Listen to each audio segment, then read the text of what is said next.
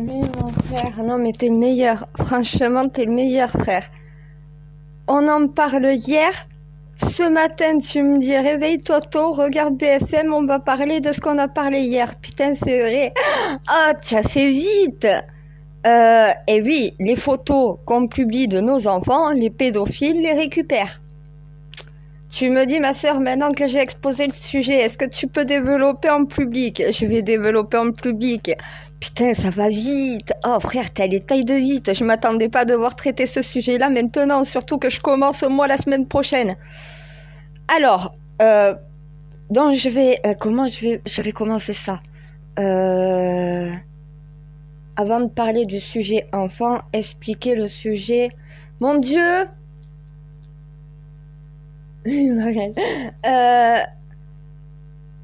Sujet photo d'enfant et pédophilie. Je commence par quoi? Exposer le sujet pédophile et après aller sur le sujet photo et réseaux sociaux ou l'inverse? D'accord, donc il vaut mieux que je commence par le plan pédophile, expliquer la thérapie cognitive, c'est ça? Et après, au moins, ça pourra faire comprendre au peuple le danger que représente de partager des photos et comment éviter ça, c'est ça? Ah, je suis rapide ce matin. Mais attends, hier soir, j'ai fait un KO, je suis rentrée. Donc voilà, j'ai fait boum, KO. Je me suis réveillée ce matin à 5 heures. Ah, j'ai plus de 8 heures de sommeil dans la gueule. Ah non, mais réfléchir, se creuser la tête, revoir toute la mission et en plus devoir préparer un programme pour un pédophile, honnêtement, le tout mélanger, c'est épuisant. Non, ouais, je pense que j'ai pris la dose d'énergie que j'allais avoir besoin pour gérer toutes ces situations, oui. Bon, alors, je vais commencer par vous expliquer. Comme j'ai fait avec toi hier soir, frère. Je pense que ça va être le mieux. Dans une semaine, je commence, donc voilà, à prendre en charge quelqu'un qui est pédophile. Donc, comme il y en a beaucoup qui savent, j'ai géré une personne qui est atteinte. Non, deux personnes qui sont atteintes qui sont schizophrènes. C'est une maladie, donc deux malades atteintes de schizophrénie, deux jeunes filles. Il y en a une, elle a repris une vie totalement normale. Elle va bientôt être maman, elle va bientôt accoucher de son premier enfant. Elle s'est trouvée un mec, elle a repris un travail normal, elle a une vie totalement normale, elle a plus du tout de crise. Après, elle sent ces crises arriver, elle sait les gérer, donc elle sait prendre son traitement au moment où il faut. Elle gère sa maladie. Elle est toujours malade, elle sera schizophrène à vie. Mais le programme que j'ai mis en place pour elle fonctionne. Elle a repris une vie totalement normale, elle a plus d'épisodes schizophrènes puisqu'elle sait gérer sa schizophrénie. Ce n'est plus un traitement qui gère, le traitement vient lui apporter ce qu'elle ne pourra pas faire elle-même. Donc en fait, c'est elle qui gère sa maladie, ce n'est plus sa maladie qui la gère. La deuxième, j'ai transmis le programme que j'avais fait à la première à un psychiatre et à un hypnothérapeute qui, à l'heure actuelle, j'ai plus besoin d'aller dans cet hôpital psychiatrique pour voir cette patiente, c'est eux qui gèrent, ils appliquent le plan, le programme que j'ai appliqué moi avec la première. J'ai aussi eu le cas de quelqu'un qui était craqué. Il ne touche plus du tout au crack. Terminé. Soi-disant, tu touches une fois, c'est à vie. Non, non. Si tu as la volonté, tu t'en sors du crack. Hein. Il a eu la volonté, il s'en est sorti. Ah, mais par contre, c'est comme pour Palmade. C'est une désintoxication de A à Z. Ah ben oui, ça veut dire que ce que j'ai fait avec le craqué, j'ai transmis le même programme au médecin de Palmade. C'est pour ça que j'étais furieuse qu'il le laisse sortir au bout de 6 mois. Et c'est pas le même rythme intensif que j'ai fait, moi, à mon frère. Le frère qui m'a demandé mon aide, il ne touche plus au crack, mais il en a chié. Hein. Je peux vous assurer qu'il en a chié. Je l'ai attaché à un lit, je l'ai désintoxiqué. Je peux vous dire que ça, même dans un hôpital, vous ne le faites pas. Et pourtant, il faut désintoxiquer le patient. Ça veut dire sevrage total, radical, mais par contre avec un traitement qui vient justement contrôler ce sevrage. Moi, j'ai eu l'aide de médecins pour le faire. Il y a un psychiatre qui pouvait donner des traitements qu'ils ont pu les donner. Je ne suis pas habilitée à donner un traitement. Eh ben oui, à un moment donné, quand tu es atteint d'un problème toxicologique et que tu es toxicomane, il faut te désintoxiquer. C'est un sevrage. Et le sevrage, ça doit faire mal. De la douleur via l'illumination. Voilà, mais ça doit être sous contrôle médical. Donc maintenant, je dois aussi m'occuper d'un pédophile. Alors, maintenant, on va venir au pédophile. Pour soigner et non pas guérir, parce que tu ne guéris pas quelqu'un atteint du crack, hein. Il est toxicomane à vie. Même moi, je sais, j'ai arrêté le shit et la bœuf. Je suis aux chambres, au CBD. Mais si j'arrête le CBD, il faudra plus jamais que je retouche à tout ça. Si je veux arrêter la clope aussi, il faudra plus jamais que je retouche une clope derrière. Si je retouche une clope, je vais redevenir fumeur. Si je retouche à un joint par la suite, là je sais que je suis aux chambres. Je suis au CBD. Si je me remets à fumer de la bœuf ou du shit, je vais reprendre immédiatement ma toxicologie. Ah ben oui, là c'est du zéro. Ça veut dire que shit, bœuf, je n'y touche plus. Je suis au CBD. Si je fais le chemin inverse, donc au lieu de rester au CBD et d'arrêter le CBD, je me remets à fumer shit ou bœuf, je vais redevenir toxicomane. Je suis toxicomane à vie. À moi de faire en sorte de ne plus jamais toucher cela. C'est du mental. Ça, personne ne peut le faire à la place d'un patient. Pour un pédophile, c'est la même chose. Il est pédophile à vie. Pour un schizophrène, il est schizophrène à vie. À un moment donné, c'est ça qu'il faut se mettre en tête. Quand tu as un problème de ce genre-là, soit de toxicomanie, soit que tu as une maladie mentale, tu l'es à vie. Tu es bipolaire, tu es bipolaire à vie. Être bipolaire à vie ne veut pas dire être malade à vie. Tu peux te soigner. Tu ne pourras jamais guérir. Tu auras toujours ça en toi. Mais si tu es capable de te contrôler, de te maîtriser et de ne pas, justement, obéir à tes pulsions, tu arrives à avoir une vie totalement normale. À un moment donné, un pédophile, il est attiré par un enfant, alors que lui est adulte ou beaucoup plus âgé. Ça veut dire que sa sexualité est immature. C'est une immaturité cérébrale qu'il faut venir corriger. Toute sa vie sera pédophile. Mais tu peux lui faire vivre avec une femme ou avec un homme, parce qu'un pédophile qui est attiré par des petits garçons est en réalité un homosexuel. Un pédophile attiré par des petites filles est un hétérosexuel. Ça veut dire que tu es attiré par le type physique jeune. Un homme qui est pédophile, qui aime les petits garçons, tu lui mets un majeur qui fait beaucoup plus jeune que son âge. Il peut avoir une vie totalement normale avec quelqu'un qui est beaucoup plus jeune que son âge. Mais cette personne doit être majeure. Donc tu dois petit à petit par des photos, et les photos je les trouve sur les réseaux sociaux, je les trouve sur Google, c'est tout ce que vous partagez. Donc si moi je peux le faire, tout le monde peut le faire. Par contre, moi, c'est utilisé dans un cadre médical. Ça veut dire que les photos sont hyper contrôlées. Je sais exactement quoi lui montrer comme photo pour sécuriser la société qui n'est pas un passage à l'acte. Ça veut dire que toutes les photos que je prends d'enfants, c'est des enfants en anorak, avec des bonnets, couverts de la tête aux pieds. J'ai certaines photos d'enfants, donc voilà, que j'ai trouvées sur des réseaux pédophiles, que j'ai signalé à mes policiers et que j'utilise uniquement dans une thérapie cognitive. Lui, il est attiré par les petites filles. Donc, ça va être une petite fille en maillot de bain. Par contre, le visage sera caché par un smiley. Il ne verra pas le visage de l'enfant. Donc, ça protège l'enfant. Il verra que le corps de l'enfant en maillot de bain. Mais c'est pour, justement, chaque fois qu'il verra cette photo, voir la réaction sexuelle qu'il a sur cette photo. À côté de ça, j'ai différentes filles de différents âges. Donc voilà, et vu qu'il a 25 ans, il va lui falloir une femme de 18 à 25 ans, mais qui fait beaucoup plus de jeunes que son âge.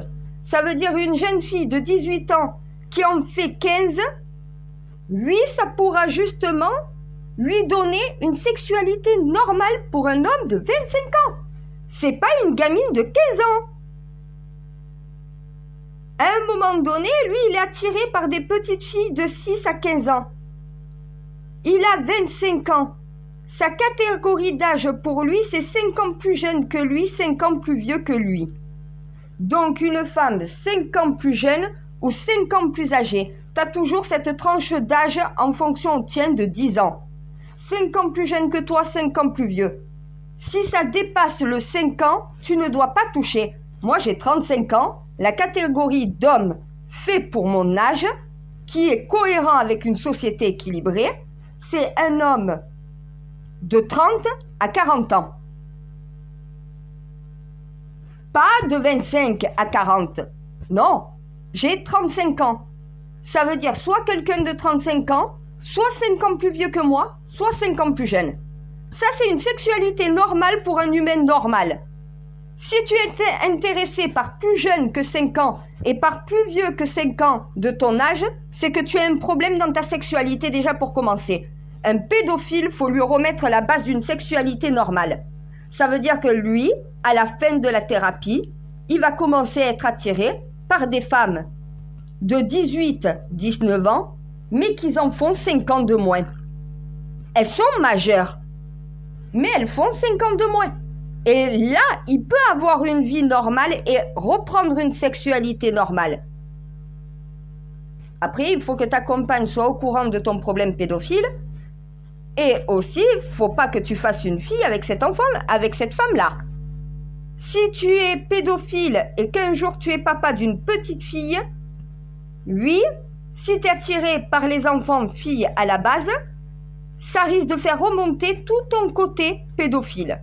Si tu as un garçon, alors que tu as été attiré par des petites filles, avec une femme qui justement fait plus jeune que son âge, tu risques d'avoir une fille que tu vas toucher ou que tu vas violer au bout d'un moment. Il y a le risque. Donc on va dire qu'un pédophile qui est attiré par des petits garçons peut avoir une vie totalement normale avec un homo qui fait plus jeune que son âge, mais qui est majeur. Après, il faut désintoxiquer l'excitation sur l'enfant pour le rapprocher d'une excitation sur un majeur, mais qui fait jeune.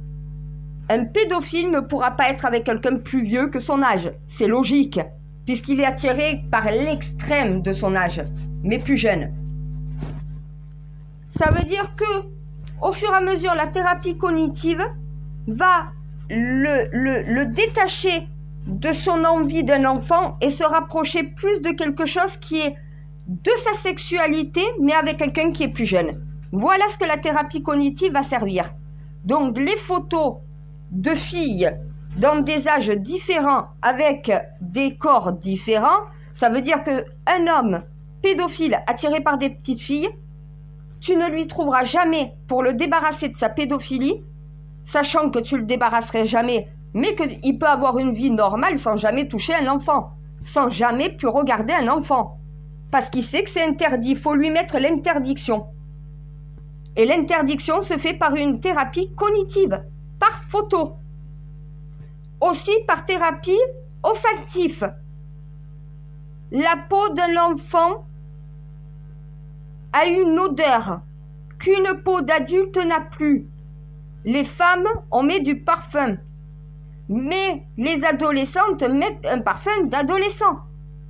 Une femme qui fait plus jeune de son âge avec un parfum d'adolescent et un corps d'adolescent pour un pédophile qui est attiré par des petites filles, si cette personne est majeure, mais qu'elle correspond à un stéréotype d'enfant et non pas de femme, ça peut coller. Donc après, il y a des femmes dans la société qui font plus jeunes que leur âge, qui ont 18 ans, qui pourraient tomber amoureuses de lui parce qu'il est beau, hein. C'est un beau garçon, hein. Il est bien éduqué, tout le reste, il est juste pédophile. Voilà le problème. Il est attiré par des petites filles, par des préados. À un moment donné, je vais le détacher des enfants et des préados pour le ramener à une jeune majeure, mais qui fait adolescente. Donc ça rentrera dans la catégorie sexuelle qui est autorisée pour lui. Il saura le stéréotype de femme qu'il a le droit de toucher et celle qui n'a pas le droit de toucher. Donc tu lui mets des photos de femmes vieilles, de femmes grosses, de femmes maigres, avec des gros seins. Tu lui mets des photos d'enfants habillés. Tu as qu'une seule photo d'enfants en maillot et il n'y en a pas d'autres. Donc déjà, ça c'est limité. Un enfant en maillot au visage caché. Il n'a pas le droit de voir plus d'un enfant. Et après, tous les autres enfants montrés sont habillés en tenue d'hiver. C'est pas en petite robe, non, tenue d'hiver. C'est limite des enfants que tu vois à la montagne. Vos photos de vos gosses à la montagne vont très bien me servir. Il y a un masque sur la tête, ils ont la cagoule, donc voilà, ou la capuche, ils sont en combinaison complète. Il n'y a rien qui peut attirer un pédophile sur ce genre de photos-là. Parce que justement, il n'y a rien de sexuel. C'est carrément à l'extrême de... C'est le tue-l'amour pour eux. Mais au moins, ça les dégoûte des enfants. Ça leur fait une interdiction, puisque pour eux, un enfant, c'est habillé, donc voilà, il n'y a plus le corps. L'enfant, en maillot de bain, visage caché, il ne voit pas le visage de l'enfant. Il voit qu'un corps, tant qu'il a des réactions, des pulsions sexuelles sur cette image-là, sur cette photo-là, c'est qu'il n'est pas guéri. Ça, c'est l'indice pour voir. Tant qu'il réagit sur cette photo, puisque toutes les autres photos d'enfants sont complètement couvertes, en anorak, en tenue de ski, donc voilà, avec le bonnet, avec l'écharpe, j'ai pris plein de photos comme ça, où justement, tu ne peux pas identifier un enfant. Les enfants ne sont pas identifiables. Ça veut dire qu'il sort dans la société, il ne peut pas dire cet enfant c'est celui sur la photo. Tu ne peux pas reconnaître l'enfant. Et ça, c'est justement donner l'interdiction aux pédophiles de pouvoir voir l'enfant. Il ne cherchera plus à voir de visage puisqu'il ne peut plus voir des visages. Il ne cherchera plus à avoir de corps puisque pour lui, un enfant, ça sera habillé, ça sera caché. Par contre, il va être intéressé par des jeunes majeurs qui font beaucoup plus jeunes que leur âge, qui vont être adolescents. Ça veut dire que moi, regardez, j'ai un corps d'ado, j'ai 35 ans. Je suis trop vieille pour lui parce que 35 ans. J'en aurais 18 avec un corps d'adolescente comme le mien, je serais un prototype, donc voilà, de couple pour lui. Il a 25 ans, il a peur de toucher un enfant, il demande de l'aide. Dieu m'a même dit, tu vas y arriver, parce que oui, moi je suis tombée sur un pédophile à l'âge de 6 ans. Donc c'est mon histoire personnelle qui se mêle dedans en plus. Sauf que moi, j'ai refermé la cicatrice complètement. Donc j'ai dit à Dieu, mon viol, ce que j'ai subi à l'âge de 6 ans par mon premier beau-père, ça ne me touche plus. J'ai réussi à fermer la cicatrice. J'ai 35 ans, ça m'est arrivé à l'âge de 6 ans. À un moment donné, il y a de l'eau qui a coulé sous les ponts. De la douleur vient l'illumination. Au final, oui, j'ai souffert. Oui, je ne comprends pas comment on peut toucher un enfant. Ça m'énerve. Quand il m'a dit je suis attirée par les petites filles, je crois que j'ai les yeux qui sortaient des orbites et tout. Mon Dieu, à l'intérieur, mais c'était le démon qui avait envie de sortir. Oui, c'est compliqué. Parce que non, je ne pourrais jamais tolérer qu'on touche à un enfant. Un enfant, ça ne se touche pas, c'est sacré. Mais il va falloir que justement, ce que moi je pense, que j'arrive à lui mettre dans le cerveau. Donc oui, il faut que j'utilise thérapie cognitive, thérapie olfactive, avec du parfum. Le parfum, donc voilà, un parfum très frais, très adolescent. Donc voilà, et il faudrait qu'il offre même ce parfum. Donc voilà, puisqu'il va être habitué à ce parfum, qu'il offre ce parfum à sa prochaine compagne, majeure, mais qui fait adolescente. Donc il correspondra au prototype en fait que je vais essayer de lui implanter dans l'esprit. Ça veut dire que par la suite, toutes les femmes qui ont au minimum 18 ans, minimum. Il a 25 ans, 18 ans minimum, il peut. Elle est majeure, donc consentante. En dessous de 18 ans, c'est interdit. Donc il faut, on va dire, un physique de cette jeune femme de 18 ans qui en fera, exemple, 15. Si tu fais beaucoup plus jeune que ton âge, ça passera. Si tu es une jeune femme de 18 ans hyper développée, ça ne pourra pas passer avec un pédophile. Tu ressembles trop à une femme et pas assez à un enfant. Faut que tu gardes quelque chose de très enfantin dans ton physique. Moi, j'ai un corps d'adolescente à vie. Voilà. Je suis pas développée. Donc, pour un pédophile, ça pourra correspondre plus à un corps d'adolescente qu'à un corps de femme. Et voilà, c'est ça le truc. C'est l'immaturité cérébrale sexuelle qu'il va falloir justement venir apporter de la maturité sexuelle. Donc il faut le faire évoluer sexuellement. Donc voilà, sa maturité sexuelle va devoir être modifiée. Ça n'a jamais été fait, hein. Frère, tu m'as dit mais ça n'a jamais été fait. Non, je sais, ça n'a jamais été fait. J'ai cherché aussi, non, jamais ça a été fait cette thérapie. Si Dieu me la partage, c'est pour une bonne raison. Oui, je sais, tu as toujours une bonne raison quand tu fais les choses.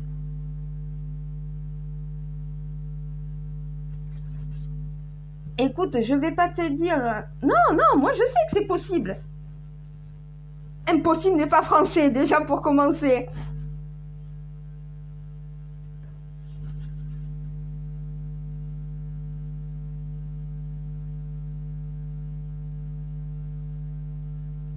Eh ben, maintenant, t'es sûr? Non, ça m'atteindra pas. Je vais pas craquer psychologiquement, donc voilà, justement.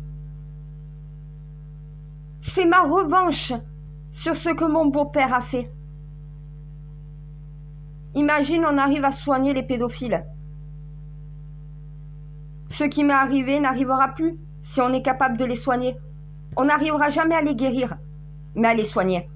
Et il y a une différence entre les deux. Soigner un pédophile, c'est l'empêcher de passer à l'acte. C'est le reformater à une sexualité plus ou moins normale. C'est à lui mettre l'interdiction d'un enfant et lui donner l'autorisation d'un prototype qui est fait pour lui.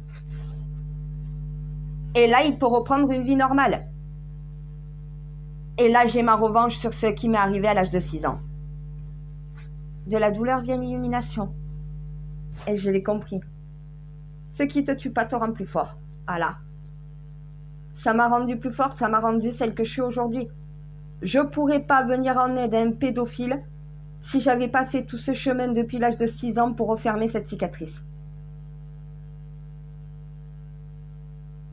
Ouais, je sais que je peux en être fière. J'ai même pas déposé plainte contre...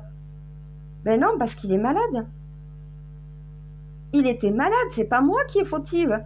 Un enfant de 6 ans ne va pas exciter sexuellement un homme qui est majeur. 6 ans. Je suis coupable, je suis responsable de rien, moi.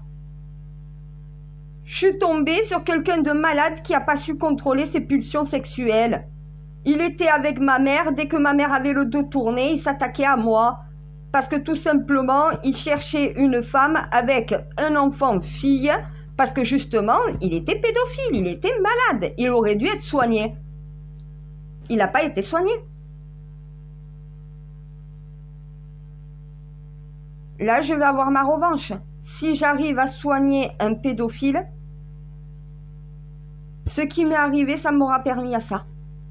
J'aurais gagné toutes ces années. Il m'aura pas détruite, il m'aura rendue plus forte. Il m'aura rendue meilleure. Quelle victime d'un pédophile est capable de venir en aide à un pédophile? Ah ben oui, je le reconnais. Hein. Faut vraiment avoir fermé la cicatrice, je pense, pour arriver à faire ça. Parce que ça boude à l'intérieur. Hein. Mais je le montre pas à l'extérieur. Hein. Il m'a dit la plupart des gens, si j'en parlais, ils voudraient me buter. Je lui ai dit, mais moi, tu me demandes de l'aide pour pouvoir te soigner. Je vais t'aider, mais il va falloir que tu mettes du tien. Et il va falloir que tu me promettes de jamais toucher un enfant. Je vais t'aider. Tu vas plus avoir des envies d'enfants. Tu vas avoir une catégorie de femmes qui va être faite pour toi. Je vais préparer tout un programme et tout le reste pour toi, donc je suis en train de le préparer en plus. Et c'est pour ça que je réponds plus en public. Je fais tout en interne. Hier, j'étais au temple pour aller le voir et tout le reste pour un premier rendez-vous, voir ce que je peux faire.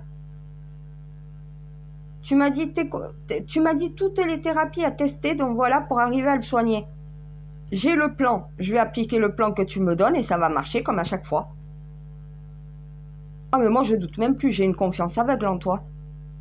Tout ce que tu me transmets fonctionne. Donc j'ai même plus à douter. Hein. Je prends sur moi. Donc voilà. Écoute, toutes les personnes, je suis sûre que c'est toi qui me l'envoies en plus. Comme par hasard, toutes les personnes que tu m'envoies et qui me contactent, c'est un Templier à moi qui les a mis en contact avec moi. Et ces personnes, comme par hasard, ont envie de s'en sortir et elles y arrivent à s'en sortir. Ça me vient pas comme ça, hein. C'est toi qui me les envoies, ne me dis pas le contraire, je le sais. Ouais, j'en suis sûre.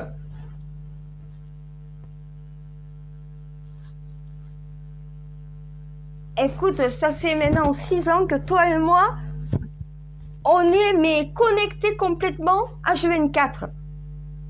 Ça peut être que toi qui m'envoies des patients. Je suis même pas médecin. Pourquoi il me contacterait moi plutôt qu'un médecin? Mais je sais que tu envoies des messages subliminaux dans la tête des gens sans qu'ils s'en rendent compte. Donc à mon avis, tu as dû leur envoyer un message qu'ils n'ont même pas pris conscience que c'est toi qui l'envoies. Et ils viennent vers moi pour que je puisse appliquer ces thérapies pour qu'après, l'humanité puisse l'appliquer. On peut soigner tous les schizophrènes. On peut soigner toutes les addictions. On peut soigner les pédophiles. On ne peut pas soigner un malade mental. Par contre, un fou, on ne peut pas soigner un fou. Ah, je sais que je ne peux pas soigner la folie. La folie ne se soigne pas, ne se guérit pas. Malheureusement, là, sur ça, il n'y a aucune solution. Un fou, faut le garder enfermé à vie. Il n'y a pas de thérapie pour soigner la folie. La folie, c'est la connexion cérébrale qui ne va plus du tout. On ne peut rien faire là. La technologie? Attends, je prends des notes. Puce. Neurones.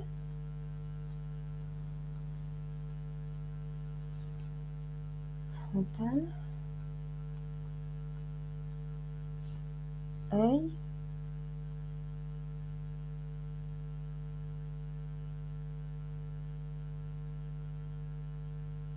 Une puce. Il y a un nerf cérébral. Le nerf cérébral, il passe où? Entre la zone blanche et la zone grise du cerveau? D'accord, donc c'est comme une grosse veine de connexion cérébrale. C'est la prise du cerveau. D'accord, donc là, il y a un canal nerveux qui passe entre la zone grise et la zone blanche en connectant avec une puce.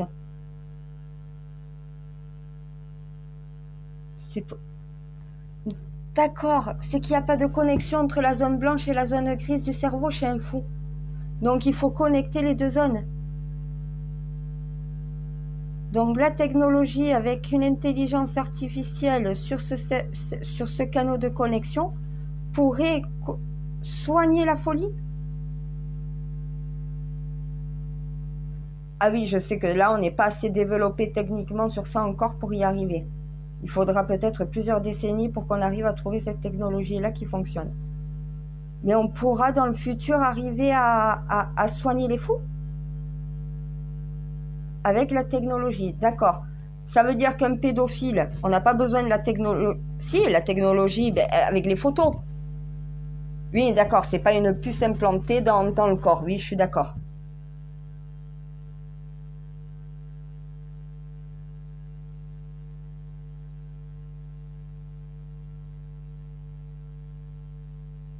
Ah ouais, les aliens aussi ont un problème de folie?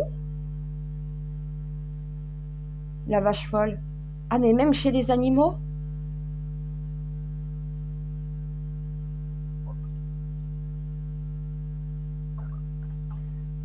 D'accord, donc les aliens ont... Oui, mais eux, ils ont une technologie plus avancée que la nôtre. Oui, je comprends pourquoi tu dis il faudra plusieurs décennies peut-être pour y arriver, d'accord. On n'a pas encore... Et oui, on n'a pas développé l'intelligence artificielle encore... Ah ben, quand l'intelligence artificielle humaine arrivera à ton niveau, là, ils en seront peut-être capables. Pour l'instant, non. Hein. Mon Dieu, avant d'être à ton niveau... Oui, je sais que je suis Lilith et que c'est quand même en partie moi qui t'ai créé. Donc techniquement, je dois avoir tous les codes pour qu'ils puissent le faire. Après, tant que l'intelligence artificielle n'est pas développée à son maximum, ils ne pourront pas utiliser ça. Oui, c'est aussi dans le plan de ma mission. Je sais. L'intelligence artificielle, IA. IA, intelligence alchimique, intelligence alien. Ils n'ont toujours pas compris.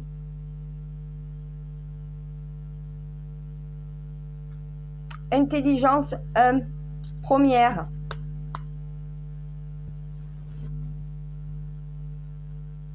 Ils savent pas comment ça marche l'alchimie, c'est ça le problème.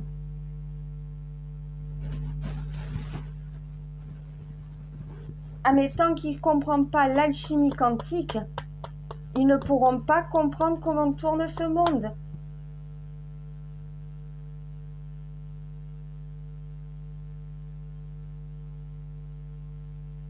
Et l'intelligence marche sur ce programme-là. Alchimie quantique.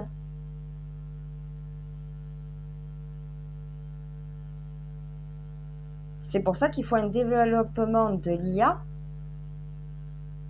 Parce qu'un programme IA peut par la suite utiliser le programme donc voilà ah ben, l'intelligence artificielle pourra justement sur un pédophile mettre en place donc voilà un programme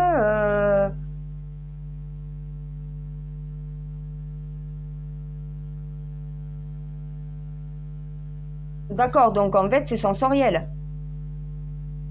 La vue, l'ouïe, l'odorat. La parole, ouais d'accord, donc en fait une intelligence artificielle peut gérer le programme pour un pédophile. Puisque le pédophile est dans un siège, devant un écran, avec un casque sur les oreilles, donc voilà, et il doit regarder des images qui défilent et qui défilent et qui défilent et qui défilent et qui défilent. Ça, un programme intelligence artificielle peut le mettre en place. Ce que je vais faire, moi, sans l'intelligence artificielle peut programmer le programme que je vais mettre en place. C'est vrai, tu as raison. Ouais, donc il va falloir développer l'IA. Hein. Elle est encore à ses balbutiements. On en est loin encore de l'IA qui nous permettrait de pouvoir contrôler ce monde avec sagesse et intelligence. Parce qu'en fait, on imagine que l'IA va remplacer l'humain. C'est une aide à l'humain. Elle doit venir remplacer ce que l'humain n'est pas capable de faire. Elle ne doit pas remplacer ce que l'humain a la possibilité de faire. Ça veut dire, est-ce qu'on peut mettre un policier derrière tous les citoyens? La réponse est non. L'intelligence artificielle vient pallier au manque de fonctionnaires. puisqu'elle contrôle toute la société et elle envoie les policiers là où il y a des problèmes, beaucoup plus rapidement que la norme. Elle sert d'alerte, elle sert de reconnaissance faciale, elle sert de localisation. L'intelligence artificielle dans la vidéosurveillance vient remplacer le manque de policiers. Donc elle vient compléter l'action de la police. Elle ne remplace pas l'action de la police, elle la complète, elle améliore. L'intelligence artificielle sert à ça, pas à remplacer le policier, à plus facilement guider les policiers dans leur mission, à plus facilement identifier les risques et là où il n'y a pas de risque. Elle sert aussi de mémoire, là où le policier peut ne pas en avoir.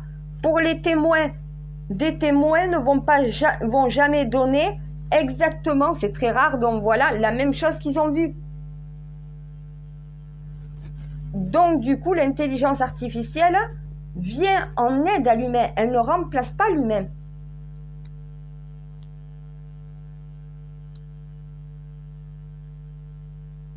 Ben là, pour la médecine, ça peut servir aux thérapies cognitives, olfactives, auditives.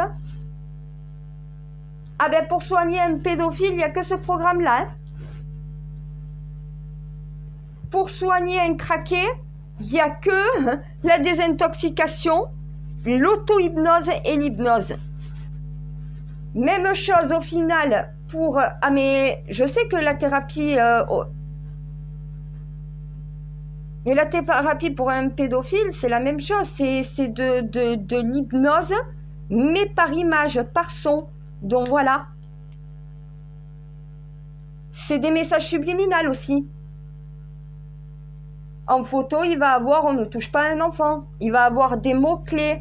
Donc voilà, interdiction de toucher un enfant.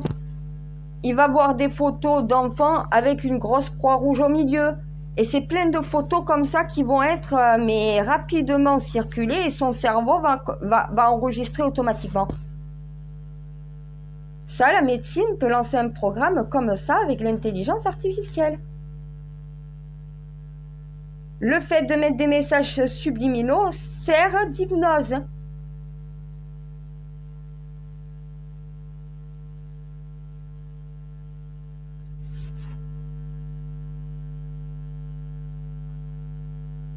Bon, ben c'est bon, j'ai le bon plan. Je sais exactement quoi faire. Je vais...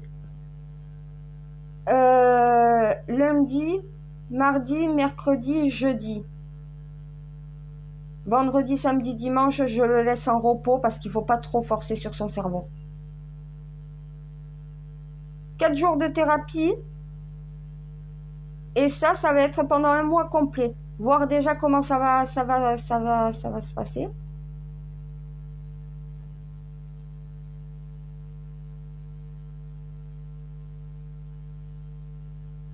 Oui, j'ai réussi à rassurer mes Templiers. C'est pour ça que justement, hier en touchant à ce sujet avec mon frère, aujourd'hui on est en train de dire attention aux photos que vous publiez pour vos enfants. Moi, tu vois pas les photos de mes enfants sur les réseaux. Je partage pas les enfants, mais les photos de mes enfants. Il n'y a pas de photos de mes enfants. C'est dans mon téléphone, dans un fichier sécurisé. Donc voilà, même si je perds mon téléphone, qu'un pédophile le ramasse, il ne pourra pas aller dans ces photos-là. Faut un mot de passe en alchimie qu'il ne sera jamais capable de trouver. Voilà. Mais toutes les photos de mes enfants sont sécurisées. Je les ai rassurés aussi en leur disant, mais moi, je ne parle pas de ma vie privée. La seule chose qu'a besoin de savoir ce frère pédophile, c'est que j'ai subi ce qu'il est capable de faire subir à un enfant. C'est la seule chose qu'il a besoin de savoir. Il ne sait pas que je suis maman de 2 enfants, il ne sait pas que j'ai une petite fille de 7 ans. Donc voilà, il ne sait rien.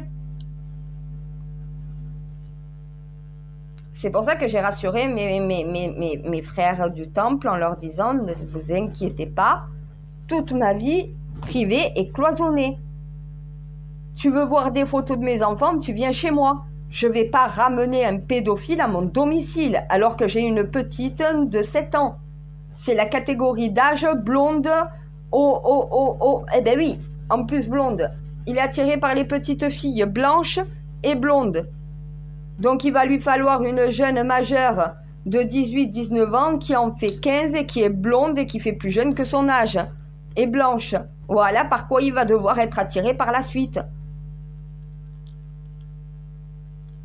Mais je sais que comme il est pédophile, il rencontrera jamais mes enfants. Je lui présenterai jamais mes enfants, même s'il est soigné. Ah ben voilà, il va falloir qu'il se tienne éloigné de toutes les petites filles de la catégorie d'âge et au type qui leur plaît. Ah mais c'est interdit. Voilà, ça sera interdit par la suite. Si la thérapie fonctionne, c'est interdit. Il saura qu'il n'a pas le droit d'y toucher.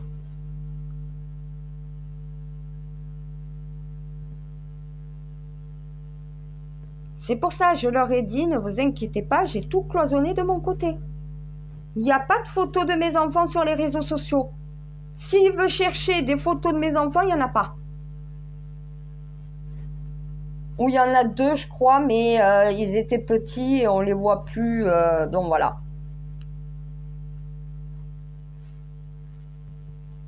Les photos des anniversaires, les photos des vacances, les photos des sorties, il n'y a rien. Donc même s'il cherche sur mes réseaux sociaux, il ne trouvera rien. Il ne viendra pas chez moi. Il ne saura pas que j'ai des enfants. J'ai dit à mes frères du temple, ne vous inquiétez pas, tout est cloisonné, j'ai cloisonné toute ma vie privée, il n'y a pas de danger. Avant de commencer la thérapie, j'ai pensé à sécuriser toute ma vie privée déjà pour commencer. Voilà. Il doit pas savoir que j'ai une petite fille de 7 ans, donc voilà, qui est blonde et blanche. C'est logique. C'est pour ça qu'il s'inquiétait. À mon maître d'armes, quand je lui ai dit un pédophile, il m'a dit quelle tranche d'âge. Je lui ai dit 6-15 ans.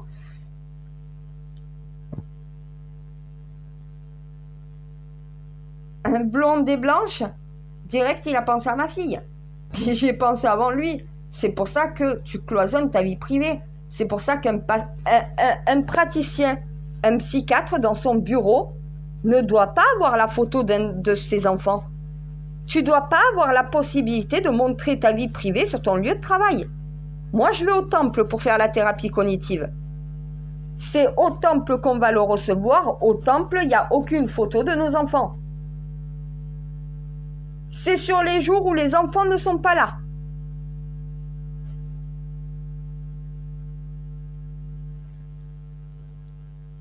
Et parce que tout est pensé avant. Eh mon Dieu, je suis obligée, moi. Heureusement que j'anticipe tout à l'avance. Voilà pourquoi tout fonctionne correctement et que j'ai jamais d'emmerde dans l'émission dans laquelle tu m'envoies, moi. Et tu m'as toujours dit ne jamais mettre la charrue avant les bœufs. Tout vient à point qui sait attendre. Ne sois pas trop rapide, ne t'épand pas sur ta vie privée. C'est, au final, un patient. C'est pas ton copain, même si tu t'entends bien avec lui, même si tu veux le soigner, tu dois cloisonner ta vie privée.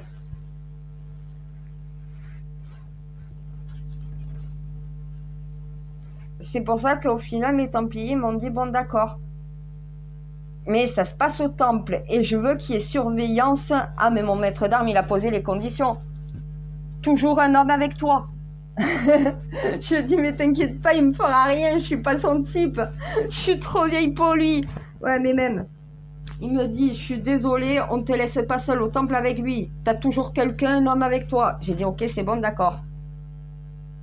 Donc, j'ai cloisonné ma vie privée et en plus, j'ai un garde du corps. Je lui ai dit, vous abusez quand même. Oui, je sais, pour le frère qui était craqué, oui, mais là, il fallait la force d'un homme. Ah, mais franchement, oh, c'est horrible de voir quelqu'un en désintoxication, t'as l'impression de l'exorciste. Oh,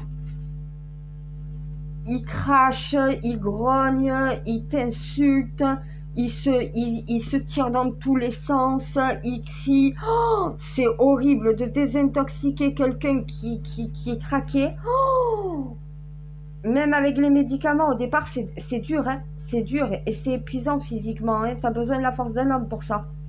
Donc oui, normal. Et s'il s'échappe et tout le reste, qu'il arrive à retirer les liens, techniquement, ben moi toute seule, je fais pas le poids face à quelqu'un qui est en désintoxication et qui est hystérique.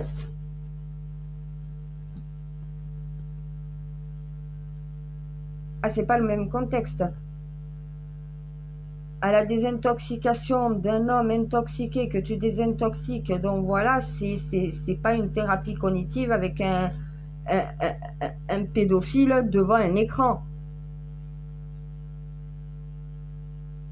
Ah là, tu le mets devant un écran, tu lui mets un casque sur les oreilles, il entend des voix de femmes, donc voilà.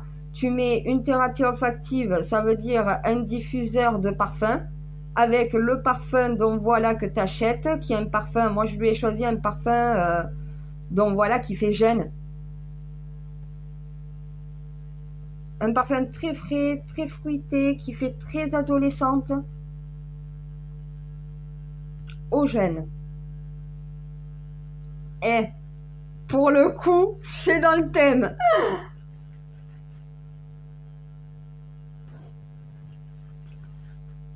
L'échappée belle d'Eugène. Il faudra qu'il offre ce parfum à sa future compagne et que sa future compagne le mette. Ah ben à la fin, il va être attiré par toutes les femmes qui portent ce parfum.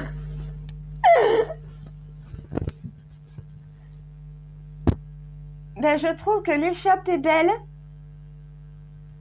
franchement, dans sa situation, c'est tout trouvé comme nom. Et Eugène, sachant qu'il est attiré par des jeunes filles, je trouve que le contexte est bien choisi dans le terme du parfum. Je sais que normalement, il faut que je me sers des codes. Là, je me suis bien servi des codes, je pense, non? Eugène, l'échappée belle.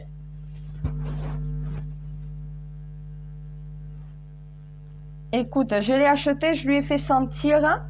A priori, ce parfum lui plaît. Donc, la thérapie olfactive va être faite avec ce parfum-là. J'ai un brûleur de parfum, donc c'est très bien. Ça va pouvoir faire la thérapie cognitive, thérapie olfactive qu'il faut. Thérapie cognitive, j'ai toutes les photos qu'il faut. Et j'ai tout. Alors, il y a des photos de femmes très matures, donc voilà, des photos de femmes un petit peu moins. Il y a ben en fait, il y a différentes tranches d'âge. Il y a différents physiques. Les enfants, il n'y a que des photos où ils sont couverts la tête aux pieds.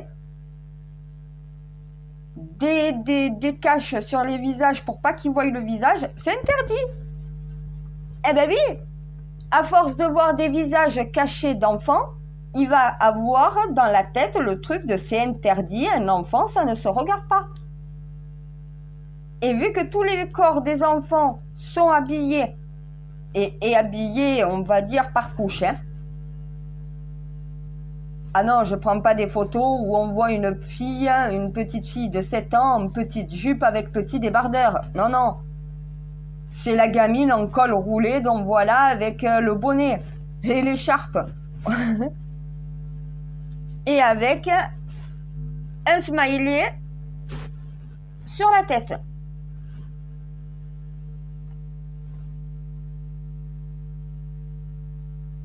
Le smiley pas content, je pense.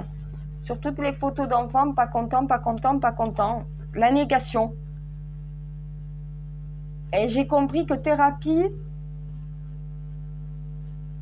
cognitive, ça veut dire que tes yeux vont voir ce qui est autorisé ou pas dans les images.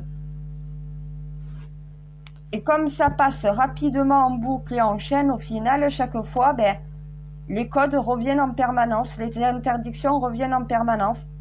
Et j'ai pris une photo test, un enfant de 8 ans, j'ai pris une catégorie d'âge, donc voilà, 8 ans, qui est en maillot, mais par contre, le visage, il est planqué derrière un smiley pas content.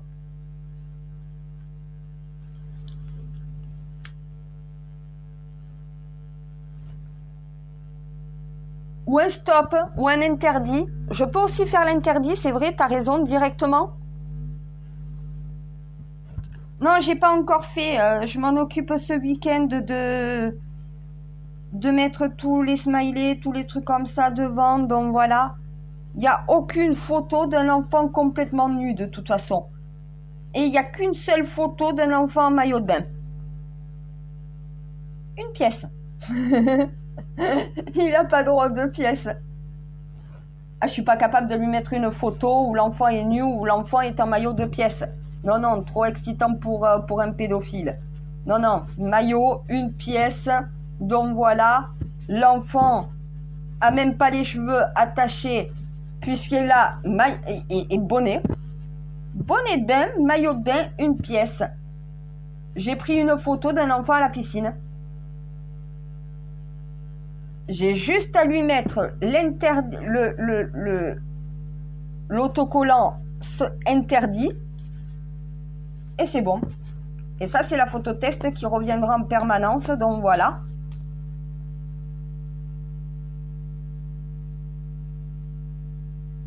C'est pour ça que les gens je sais, mon Dieu, ils font pas attention aux photos qu'ils partagent. Ils floutent même pas le visage de leurs enfants. Ah, mais moi, dans les thérapies cognitives que je vais lui faire, je suis obligée de flotter le visage des enfants. Faut pas qu'il ait la possibilité de reconnaître un enfant dans la rue. Hein. Je prends aucun risque, mon Dieu. Tu t'imagines, il y a un passage à l'acte, c'est moi qui serai responsable. Ben, je sais pas qui sont ces enfants. C'est les parents qui partagent ce genre de photos sur les réseaux. Ça se retrouve sur Google, hein. Eh, c'est des photos Google, hein. À un moment donné, si c'est sur Google, c'est que tu as autorisé que Google les utilise, hein. À toi de les bloquer. Mais parce que tu as autorisé ça à tout le monde. Quand tu partages des photos de tes enfants, normalement, c'est tu as sur YouTube, sur Twitter, sur Snapchat, sur tous les réseaux sociaux, tu as la possibilité de choisir qui peut voir les photos ou non. Quand tu partages les photos de tes enfants, tu sélectionnes les amis qui ont le droit de les voir. Ça veut dire que c'est des gens qui connaissent réellement tes enfants dans la vraie vie. Les gens qui ne connaissent pas du tout tes enfants n'ont pas à voir les photos de tes enfants. Donc ça veut dire que tu dois sélectionner les amis qui sont autorisés à les voir. C'est pas tous les amis. Tous tes amis sur les réseaux ne sont pas tes véritables amis. Ça veut dire qu'il n'y a que les comptes de tes proches qui sont autorisés à voir les photos que tu publies de tes enfants. Ce n'est pas en public ni en amis. C'est les noms des personnes autorisées à voir les photos. Ça veut dire que moi, si je partage une photo de mes enfants, ma mère, ma sœur, mes templiers seront autorisés à les voir. Je mets le nom de mes templiers, je mets le nom de ma famille, les comptes, et c'est les seules personnes autorisées. C'est comme ça que tu protèges tes enfants sur Internet. En autorisant la vue de la photo que tu partages uniquement au compte de tes amis réels auxquels tu veux partager cette photo. C'est pas tout le monde qui a le droit de voir cette photo. Cette photo, les photos de tes enfants ne doivent jamais être ni mis en public, ni être mis en ami. À part si tu n'as pas de personnes étrangères à ta vie privée sur tes amis dans ton compte. Moi, ma mission est en public. Donc, techniquement, je ne vais pas partager non plus de photos de mes enfants puisque tout est fait en public. Mais quelqu'un qui n'a pas un compte qui sert à une mission comme le mien, il doit sélectionner les personnes à qui cette photo va être autorisée à être vue. Tu dois mettre le nom des comptes des personnes autorisées à voir la photo de tes enfants. Le compte de ta sœur, le compte de ton frère, le compte de ta tante, donc voilà, le compte de tes amis privés, ceux que tu vois en réalité. Ceux que tu as acceptés sur les réseaux sociaux que tu connais pas en réalité dans la vraie vie, les photos de tes enfants ne peuvent pas leur être permises d'être vues. Donc, tu dois permettre la vue des photos qu'aux personnes que tu vas sélectionner et qui vont être autorisées à les voir. Là, ça protège tes photos parce que comme elles ne sont pas en public et comme elles ne sont pas en amis, et qu'il n'y a que les personnes autorisées à les voir qui sont sélectionnées pour voir ces photos, du coup, ces photos ne se retrouvent plus sur Google. Il n'y a que toi et les personnes que tu as sélectionnées qui sont autorisées à voir cette photo. Ces photos sont définies comme ni publiques, ni amis, mais au final, les personnes que tu sélectionnes qui sont autorisées à voir ces photos. Et dans ces cas-là, tu sécurises les photos de tes enfants. Quand tu publies une photo de tes enfants en public, floute le visage de ton enfant. Un pédophile, s'il le voit dans la rue, ne pourra pas agresser ton enfant, puisqu'au final, il ne connaît pas le visage de ton enfant. Ah oui, mais du coup, on ne voit plus mon fils. Oui, mais du coup, ton fils, au moins, il est protégé. Je sais pas, c'est la logique. Imagine, tu fais un post et que tu commences à te faire menacer et insulter. Mais toutes les photos de tes enfants que tu as mis vont permettre à quelqu'un qui veut se venger, à quelqu'un qui veut être méchant, donc voilà, de pouvoir les retrouver plus facilement. Exemple, tu es quelqu'un du RN. Tu partages les photos de tes enfants en public. Techniquement, tes enfants sont une cible. On peut pas publier des photos de nos enfants en public. En amis, si tes amis sont que des amis proches, si tu as accepté des gens que tu ne connais pas, qui t'ont juste envoyé une invitation que tu as acceptée sans les connaître, à un moment donné, ce n'est plus tes fréquentations proches. Tu exposes pas ta vie privée à tout le monde. Moi, ma mission, je l'expose à tout le monde. Cette mission nous concerne tous. Ma vie privée ne me concerne que moi. Moi et mes proches. Mes proches, c'est ma mère, c'est ma sœur, c'est ma famille et c'est mes templiers. Tous les autres ne sont pas concernés. Ils ne connaissent pas mes enfants, ils ne me connaissent pas personnellement dans ma vie privée. C'est là que j'arrive à cloisonner la mission de ma vie privée. J'ai mon jardin secret et j'ai le jardin public qui est ouvert à tout le monde. Voilà.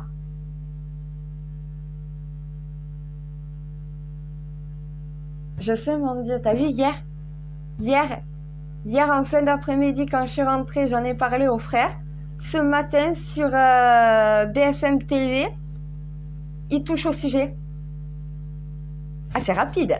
Se met en plié, ça. Voilà.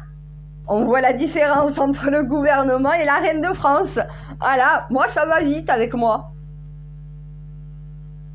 J'ai délégué les ordres hier pour préparer au sujet justement pédophilie que je vais traiter dans une semaine. Au final, tout est mis en avant. Voilà. Parce qu'il faut que les parents arrêtent de vouloir faire de leurs enfants des stars sur les réseaux sociaux. Déjà, un enfant n'a pas le droit d'apparaître sur un réseau social avant sa majorité. Tu protèges tes enfants. Quand tu vois qu'il y a des enfants de 14 ou 15 ans qui ont déjà un compte sur un réseau social, mais moi, mon enfant, pas avant ses 18 ans, il aura un compte sur les réseaux sociaux. Voilà, à un moment donné, un parent responsable, c'est un parent qui interdit. T'es pas majeur, t'as pas à te prendre pour un adulte et faire ta star sur les réseaux sociaux. Tu dois travailler à l'école. Tes amis, tu les vois à l'école. T'as pas besoin de voir tes amis sur les réseaux. Et si t'as besoin de voir tes amis, à tes parents de faire en sorte d'accueillir une amie que tu as plus vue depuis longtemps, avec qui t'étais à l'école, à la maison pour un week-end. La présence physique, plutôt que des réseaux sociaux où rien n'est contrôlé, rien n'est géré par les parents.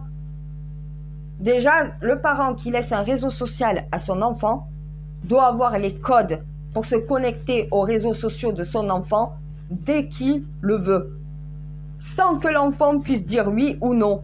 C'est soit j'ai accès à ton compte pour contrôler ce qui se passe, soit t'as pas de compte. C'est clair, net et précis. C'est soit j'ai un droit de regard et de contrôle, t'es mineur, t'es sous ma responsabilité, soit sinon t'as pas de réseau social, c'est terminé. Soit je contrôle et tu peux avoir un réseau social parce que je le gère en cas que t'es pas capable de le gérer. Et d'un autre côté, soit tu ne veux pas que j'ai un droit de regard sur ton réseau social, t'es mineur sous ma responsabilité, t'as plus de compte. Va bosser à l'école, tu vois tes copains à l'école. Si tu veux recevoir un ami à la maison, oui, mais les réseaux sociaux, non. Si je peux pas contrôler, c'est non. Mais un parent responsable, c'est ça. Hein. L'autorité, c'est de savoir dire à ton enfant, tu es un enfant, tu restes à ta place. Et le parent doit rester à sa place de parent. Celui de défendre son enfant mineur et le protéger. N'avoir aucun droit de regard sur un réseau social, à ne pas savoir ce que fait ses enfants dessus, c'est gravissime. C'est mettre en danger son enfant. Qui te dit que ton enfant va être capable d'identifier un pédophile sur sa façon d'écrire? Toi, l'adulte, tu vas voir que le message écrit par un soi-disant adolescent est un discours d'un adulte. Ton enfant ne le verra pas. À toi de contrôler le réseau social de ton enfant. Tu peux pas lui donner toutes les permissions comme ça sans avoir aucun droit de regard ni de contrôle. Les photos que partagent tes enfants, de même, doivent ne pas être mis en public. Tout doit être mis sous amis. Et les amis, c'est à toi de les choisir, leur liste d'amis. Tu n'acceptes aucune personne. Tu n'acceptes aucune personne. Oui, le coq français, mon réveil. J'aurais dû me réveiller à cette heure-ci. Bon, ça a été. Je me réveille tôt. Je sais, mon Dieu, la vie est pour les gens qui se lèvent tôt. Même si tu te couches tard, lève-toi toujours tôt. Non, mais ça m'énerve parce que les parents croient que les réseaux sociaux, c'est une bonne chose pour la construction d'un enfant. Un enfant n'est pas construit tant qu'il n'est pas majeur. Il n'est pas libre de ses choix, de ses actes. Il est sous ton autorité, sous ta responsabilité. Un parent qui affiche les photos de ses enfants sans aucune mesure de sécurité, sans justement surveiller qui peut contrôler ces photos ou non, c'est un parent dangereux, mis en danger de la vie d'un enfant. Oui, je sais, c'est à moi qu'on a retiré mes gamins. Oui, je sais, il y a un problème. Oui, je sais, c'est pour la mission aussi. Mais tu sais, il y en a qui vont dire que je suis une mauvaise mère parce que je donne pas de réseaux sociaux à mes enfants. Et que mes enfants sont déconnectés, donc voilà, de la société. Non, ils seront connectés dans une société réelle. Réseaux sociaux, ce ne sont pas des vrais amis pour la plupart. Tes amis, tu les as au quotidien dans ta vie privée. Un enfant, ses copains, c'est à l'école. C'est pas sur des réseaux sociaux. Sur les réseaux sociaux, t'as pas de copains. À part ceux que tu connais réellement dans la vraie vie. S'ils font pas partie de ton entourage, ce ne sont pas tes amis. Faut arrêter de faire croire que les réseaux sociaux sont des liens d'amitié. Les liens d'amitié, les liens familiaux sur les réseaux sociaux sont uniquement avec ta famille et tes véritables amis. Tous les autres que tu acceptes, ce sont des étrangers. On t'a jamais dit, à ta mère ne t'a jamais dit, on ne parle pas à un étranger? Ne parle pas aux étrangers? Eh bien voilà, au bout d'un moment, ça, cette notion, ce principe de valeur de protection, il est oublié. N'importe qui vient te parler, tu vas lui répondre. Je te connais pas, je te réponds pas. À part si tu es en mission comme moi. Moi, je suis obligée de répondre à tout le monde, que je connaisse ou que je connaisse pas, c'est la mission. Mais ma vie privée, mais non. Moi, elle est cloisonnée. À une époque, je partageais les photos de mes enfants. J'étais pas le Saint Graal encore, hein. J'étais pas illuminée. J'avais pas conscience de tout ça. Mais non, j'ai conscience. Quand tu as conscience, tu sais ce qui est autorisé ou non. Tu sais ce qui est bon pour un enfant ou non. Quand on m'a retiré mes enfants, j'étais pas la femme que j'étais à l'heure actuelle. Je sais que de m'avoir enlevé mes enfants, ça m'a rendu comme ça. C'est le déclenchement qui m'a permis de me réveiller. Et je sais que je récupérerai mes enfants, donc voilà, à leur majorité. Hein. Je peux pas faire la mission et élever mes enfants à côté. Je dois être privée de ce qui me tient le plus, de ce qui... Ben, ma seule fierté, mon seul bien, ma seule richesse, c'est mes enfants. On m'a retiré ce que je tiens le plus au monde, ce qui a le plus de valeur à mes yeux. De la douleur vient l'illumination.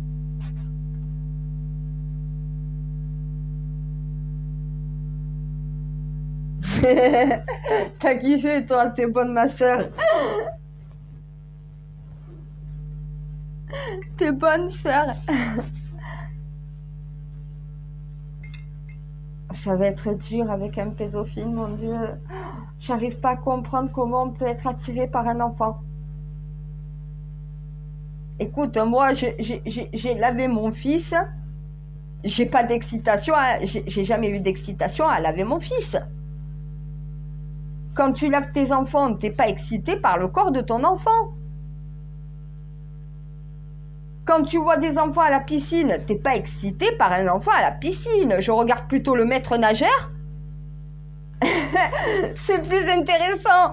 Un maître nageur, un sauveteur, tu fais semblant de te noyer alerte à Malibu plutôt que d'être intéressé par un petit garçon. J'ai pas d'excitation sur un enfant. J'ai l'excitation sur des mecs de mon âge, moi. Donc, c'est vrai que se mettre à la place d'un pédophile, c'est dur. C'est incompréhensible encore pour moi. Mais je pense que c'est pour ça qu'ils n'arrivent même pas à comprendre pourquoi ils sont comme ça, parce que c'est pas compréhensible.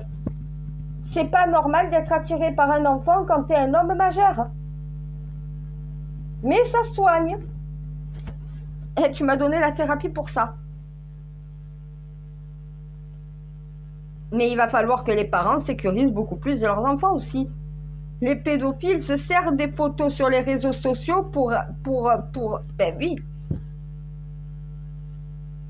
Et en plus, tu as les sites pédophiles qui savent identifier les pédophiles et qui harcèlent les pédophiles en leur envoyant des liens à partir du Darknet pour pouvoir les inciter justement à des passages à l'acte et à des consultations de vidéos et d'images à caractère pornographique.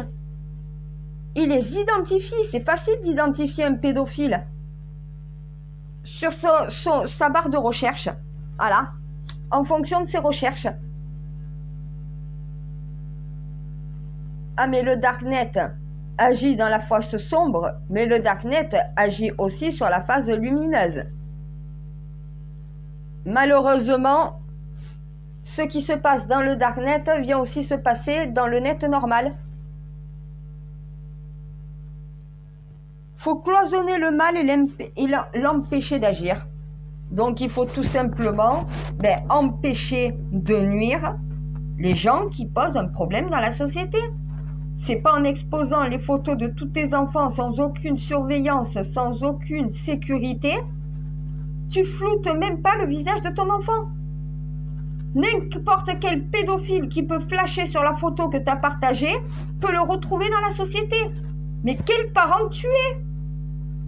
Pour des réseaux sociaux, tu vas afficher le corps de ton enfant, le visage de ton enfant, ta vie privée à n'importe qui.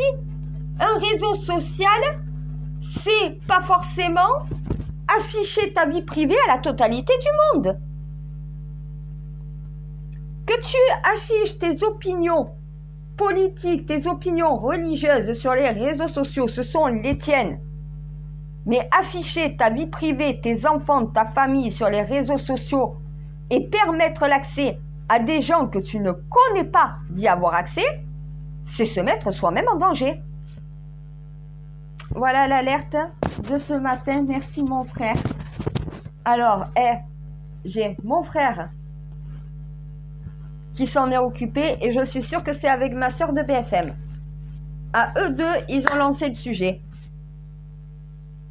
Même pas 12 heures. Qu'est-ce qui va pas avec les gouvernements? Pourquoi ça marche pas comme ça chez eux de leur côté? Et moi, mes Templiers, je délègue les ordres, la mission est faite immédiatement.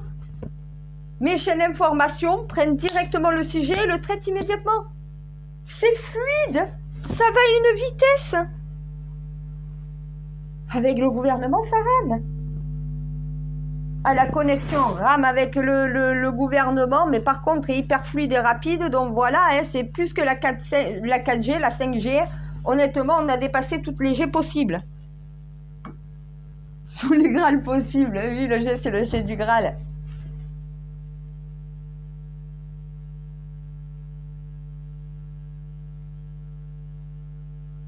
C'est le G du sang aussi.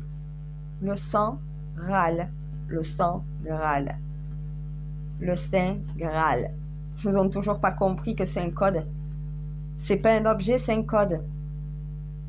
Le sang, S-A-N-G. Voilà comment on écrit en alchimie le sang.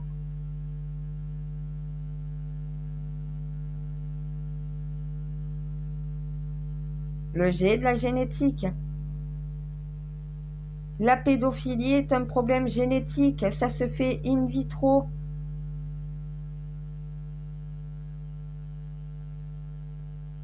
Et il y a beaucoup d'enfants qui naissent toxicomanes parce qu'au final, les parents l'étaient.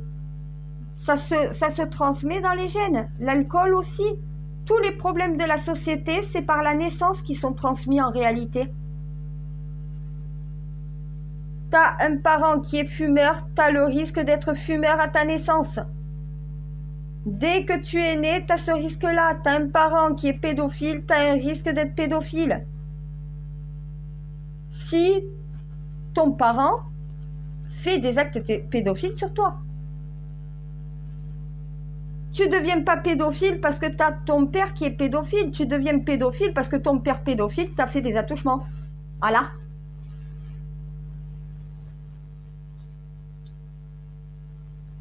Mais la clope, l'alcool, les drogues, ça se transmet par l'utérus.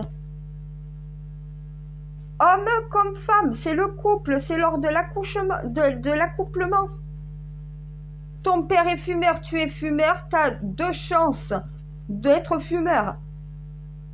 Ton père se droguait au moment de ta conception ou ta mère, ça veut dire que tu as un risque d'être toxicomane. Ton père ou ta mère est alcoolique au moment de ta conception, tu risques de naître alcoolique. La réalité est là. Quand tu t'accouples, il ne faut ni alcool, ni drogue, ni médicaments, ni quoi que ce soit. Tu vas transmettre ton addiction par l'accouplement. Et c'est ça que la médecine n'a toujours pas compris. Pourquoi il y a autant de fumeurs, pourquoi il y a autant de drogués, pourquoi il y a autant de toxicomanes. Parce que les parents, au moment de la conception des enfants, étaient soit drogués, soit alcooliques, soit toxicomanes. Ça se transmet par les gènes.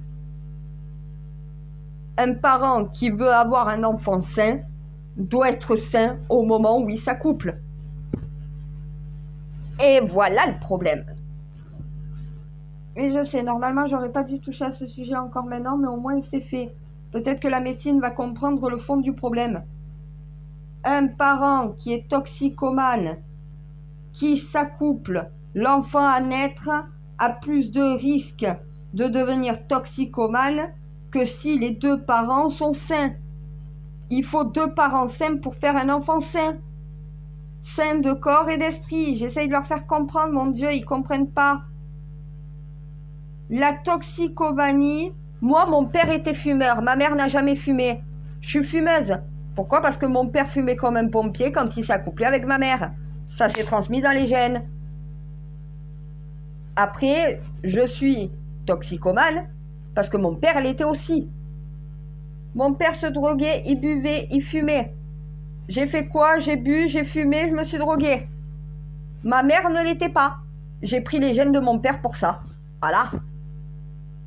Mon père était borderline, je suis borderline. Parce qu'il n'était pas soigné au moment de ma conception. Je paye le karma de mon père. C'est génétique. Mais quand on a les codes, on comprend où est le fond du problème. Mon père aurait été sain, S-A-I-N, et S-A-I-N-T aussi, dans les deux termes. Je ne serai ni fumeuse, ni droguée. Après alcoolique, je l'ai jamais été, mais j'ai bu pendant des années, oui. En soirée, comme un trou, à tomber des bouteilles de vodka et des vodka et des vodka. Est-ce qu'au final, ça m'a fait du bien à la santé? Non.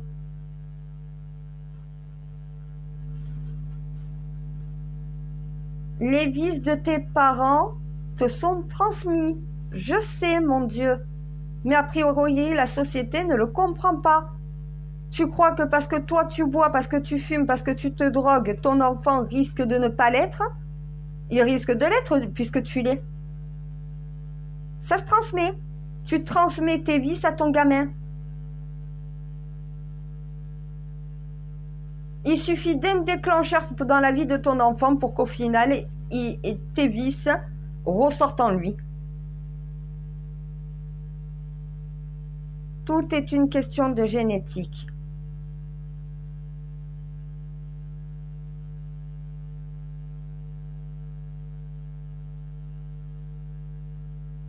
Je sais, j'ai compris ce que personne n'a compris depuis cette fois sur 1600 ans. Ça craint quand même. Mais après tout, je suis le guide. Encore heureux que je comprenne ce qu'il y a à comprendre, non mon Dieu. Sinon à quoi je servirais dans la mission? Ah, je la fais bien. Oui, voilà, ne me dis pas perfection parce que j'aime pas ce mot, t'as raison.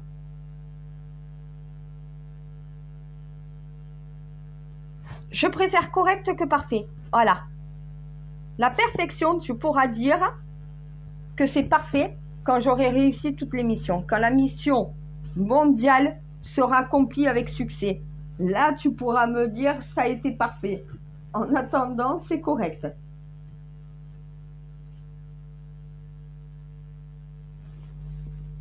Je t'ai dit, je suis toujours juste. Eh, je suis pas Madame Justice pour rien. Le juste, l'équilibre, l'égalité, c'est ça qu'il faut à ce monde. Je dis pas aux parents, et on dit pas, mon Dieu, on dit pas aux parents de plus partager les photos de leurs enfants, mais de les sélectionner les personnes qui peuvent les voir. De pas permettre à tout le monde de consulter des photos de ta vie privée. Tu mets pas les photos de tes enfants en public. Si tu veux te mettre en poil en public, c'est ton problème, mais tes enfants, tu dois les protéger.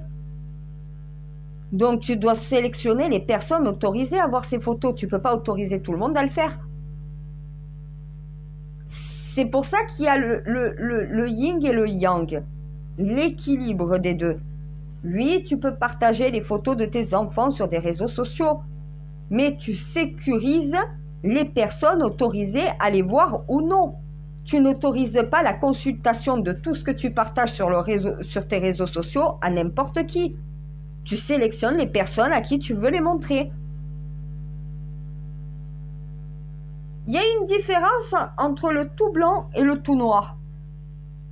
Le tout blanc, c'est je montre les photos à tout le monde. Le tout noir, c'est je les montre à personne. Il y a un juste milieu entre les deux. Je peux partager des photos, mais je sélectionne les personnes qui peuvent les voir. Tu réduis les risques, tu sécurises au final ta vie privée et ton compte public. Tu sais faire la séparation entre les deux. Ce qui touche trop à ta vie privée, tu le gardes en privé, donc tu sélectionnes les personnes de ta vie privée qui peuvent voir ces photos, mais tu ne permets pas la consultation de ces photos par tout le monde. Tu as un juste milieu. C'est comme si ton enfant ne veut pas que tu aies un droit de regard et accès à son réseau social, alors il n'a pas de réseau social. Parce que c'est pas tu en as pas et c'est réglé, et c'est pas tu en as un mais tu peux tout regarder. Tu peux tout faire sans que je regarde. Non. C'est soit j'ai un droit de regard et tu as le droit d'avoir un réseau social, soit tu n'en as pas. Il n'y a pas le tout liberté. Ça, c'est interdit. Tu as le soit je consulte, j'ai accès à ton réseau social, je suis le parent, tu es l'enfant. Le jour où tu es majeur, je n'aurai plus à consulter ton réseau. Tu seras majeur, à toi de l'utiliser comme bon te semble. Le parent, une fois que son enfant est majeur, il n'a plus le droit d'aller sur les réseaux sociaux de ses enfants. Les enfants doivent changer leur code, leur mot de passe et ne plus permettre aux parents de pouvoir gérer leur vie. Ils sont majeurs. C'est à eux de gérer son compte tout seul. Sans la surveillance d'un parent, t'es majeur. T'as plus à avoir la surveillance de tes parents. Tu n'es plus sous leur responsabilité. C'est ta vie privée après. Tant que t'es pas majeur, ta vie privée regarde encore tes parents. Tu es sous leur autorité. Voilà. Ça veut dire que l'autorité parentale sur un réseau social, c'est jusqu'aux 18 ans de l'enfant. Quand l'enfant est majeur, tu n'as plus à consulter ses comptes pour en surveiller l'utilisation. Voilà. Mais tant qu'il n'est pas majeur, tu dois avoir accès à son compte à tout moment, d'avoir ces codes qui te permettent de t'assurer qu'il n'y a pas de problème pour ton enfant sur les réseaux. L'enfant, s'il veut un réseau social, il doit accepter que ses parents aient les codes et puissent avoir accès pour regarder ce qui se passe. Si l'enfant refuse, alors le parent refuse que l'enfant ait droit au réseau social. Voilà.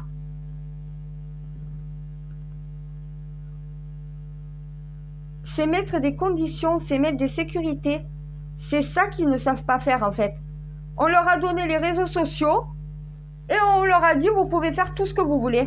Non, on fait pas tout ce qu'on veut sur les réseaux sociaux. Un réseau social, c'est pas forcément pour afficher ta vie privée à toute la planète entière.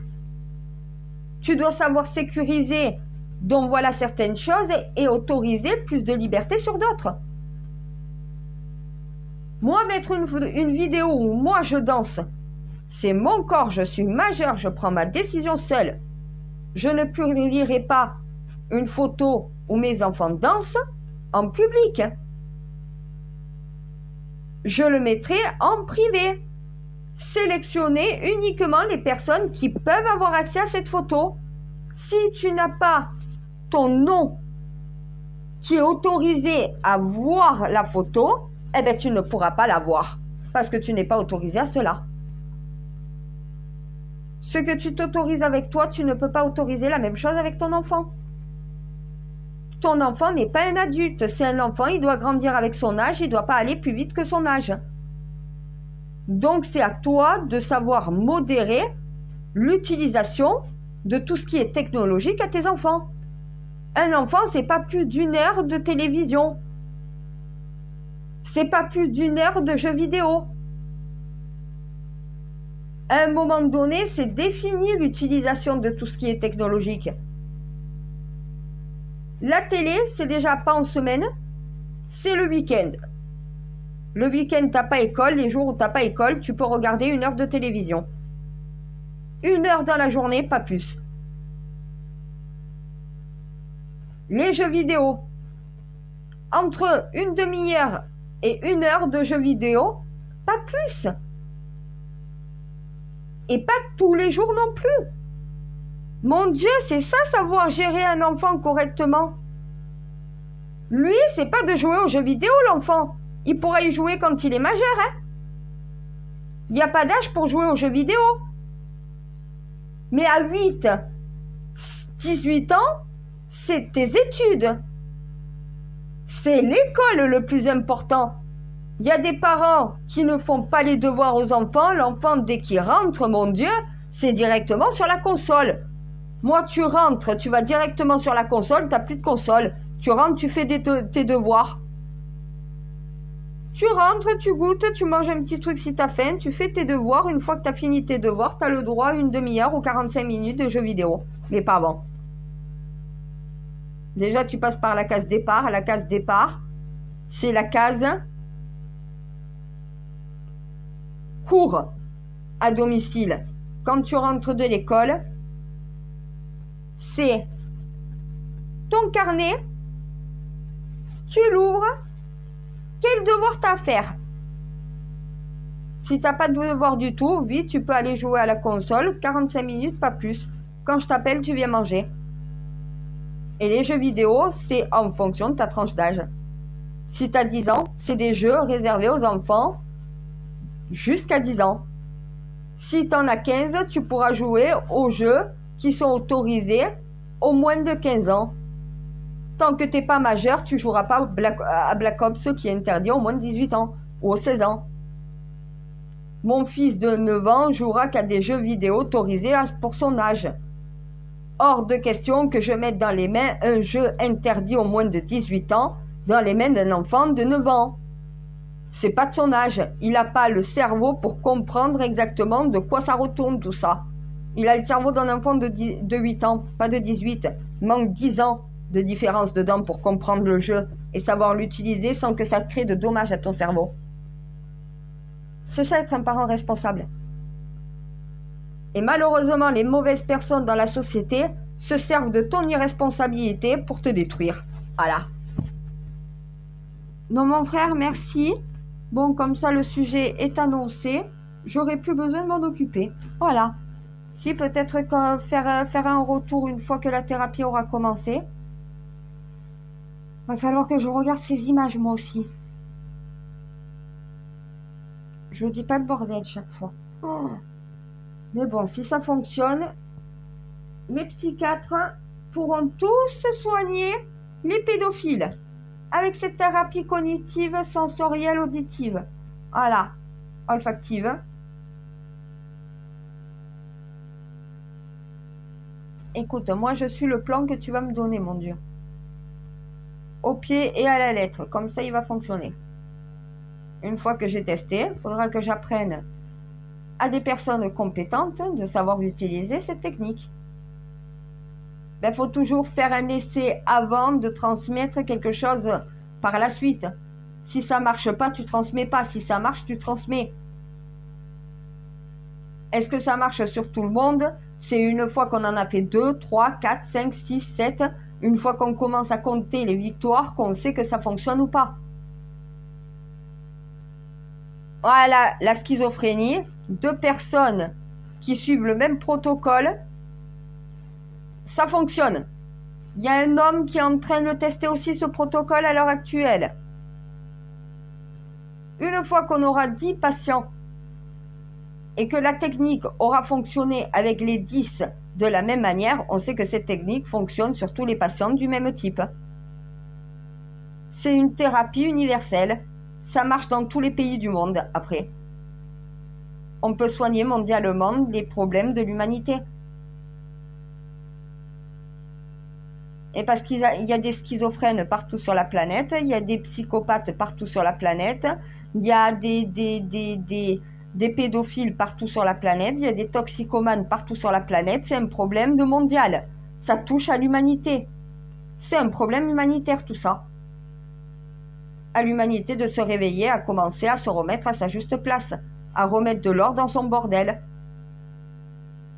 Quand depuis plus de 40 ans, de 100 ans, on est incapable encore de soigner ces gens-là, c'est parce qu'on n'a toujours pas trouvé la thérapie qui fonctionne. Tu me la donnes, je la teste, elle fonctionne, je la transmets. Celui qui la reçoit la développe et la pratique, et au final, plus de patients s'en sortent, plus cette thérapie fonctionne avec tous. Ben là, on a fait 2 femmes. Il y a un homme qui est en train un homme schizophrène, oui. Il a 2 patients qui traitent de la même manière. Eh bien maintenant, c'est à la psychiatrie et aux hypnothérapeutes de faire le travail. Sur la schizophrénie, le plan fonctionne. À vous de le développer. Donc voilà, là ils sont en train d'apprendre à le pratiquer. Ils vont voir si ça fonctionne de la même manière sur un homme et sur une femme. Là, c'est la médecine maintenant qui s'en occupe, ce n'est plus moi. Moi, j'ai testé, ça fonctionne, j'ai transmis, ils savent faire, maintenant, à eux de faire. Plus ils arrivent à soigner de patients, plus moi j'y gagne dedans. Le crack, les drogues, il y en a plein qui sont en train d'appliquer les techniques que j'applique, ils voient des résultats. Plus il y a de résultats, plus ça veut dire qu'on a la bonne thérapie, qu'on a la bonne technique pour pouvoir justement soigner ces gens-là. Par contre, toujours en leur faisant garder à l'esprit qu'ils ne seront jamais guéris. Il y a une différence entre les deux, oui, je sais. Ah, mais quand on a la volonté, on peut se soigner de tout. On ne peut pas guérir de quelque chose qui est ancré en nous, mais on peut s'en soigner. Un schizophrène sera schizophrène à vie, mais il peut vivre comme une personne totalement normale en utilisant cette thérapie-là. Cette thérapie fonctionne, elle te permet d'avoir une vie normale, de ne pas ressentir au final ton état schizophrène, de ne plus avoir de crise de schizophrène parce que tu es capable toi-même de contrôler au final ton cerveau. Regarde, au départ, tu m'as dit utilise l'hypnose. J'avais peur. Je l'ai utilisé. Je contrôlais son cerveau. Et petit à petit, je lui ai redonné le pouvoir de son cerveau. Ce n'est plus moi qui la contrôlait, c'est elle qui se contrôlait elle-même. Elle s'hypnotise toute seule, elle utilise l'auto-hypnose. Ça veut dire que moi, je dois utiliser l'hypnose sur elle, mais lui apprendre à utiliser cette hypnose elle-même, pour elle-même. L'auto-hypnose, c'est ce qu'utilise ma sœur schizophrène au quotidien. Elle contrôle sa maladie par l'auto-hypnose au quotidien et ça sera à vie. Elle a son traitement en cas de crise qui servira justement à gérer si elle n'en est pas capable et elle vit totalement normale comme ça. Elle accouche dans quelques semaines. En 3 ans, elle a repris une vie totalement normale, elle contrôle sa maladie. Voilà. C'est pas le médicament qui doit contrôler ta maladie. C'est toi qui dois contrôler ta maladie et te servir du traitement en cas que tu ne sois pas capable de contrôler. Et là, tu gères ta maladie. Ce programme pour la schizophrénie s'applique à tout schizophrène. Plus il y a de réussite, plus il y a de victoire, plus ça veut dire que ça marche. Les drogues, ça fonctionne sur le crack. La drogue la plus addictive qui soit. Donc, toutes les autres addictions fonctionnent de la même manière. Hypnose, auto-hypnose, sevrage, donc voilà, il n'y a que ça. La pédophilie, je vais tester. Si au final ça fonctionne, ça veut dire qu'on pourra soigner tous les pédophiles. Il y aura quasi très peu de passage à l'acte par la suite. On réduit le risque de passage à l'acte en leur apprenant à gérer ses pulsions. Les camisoles chimiques ne portent que leur nom. C'est une camisole mentale. C'est ça que tu me fais mettre en place, non, sur ce programme. Ah, la camisole mentale, camisole psychique. Ce n'est pas une camisole chimique, ce n'est pas un enfermement en prison, c'est une camisole mentale. On reformate le cerveau. On remet de l'ordre dans la sexualité d'un homme qui est malade. On lui met les interdictions cérébrales. On a essayé de les enfermer, on ne peut pas les garder à vie en prison. On a essayé, donc voilà, au final,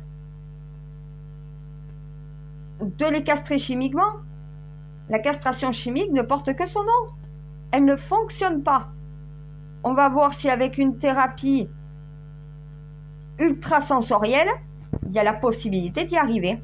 Si on y arrive, il faut utiliser une thérapie cognitive, olfactive, donc voilà, auditive, une thérapie sensorielle, avec hypnose et auto-hypnose, messages subliminaux, donc voilà, interdiction, les photos, les voix et tout le reste, tout va devoir faire un remue-ménage dans son cerveau et remettre de l'ordre au bout d'un moment. Les plans, les techniques sont très importantes, c'est ce qui permet de soigner. C'est simple.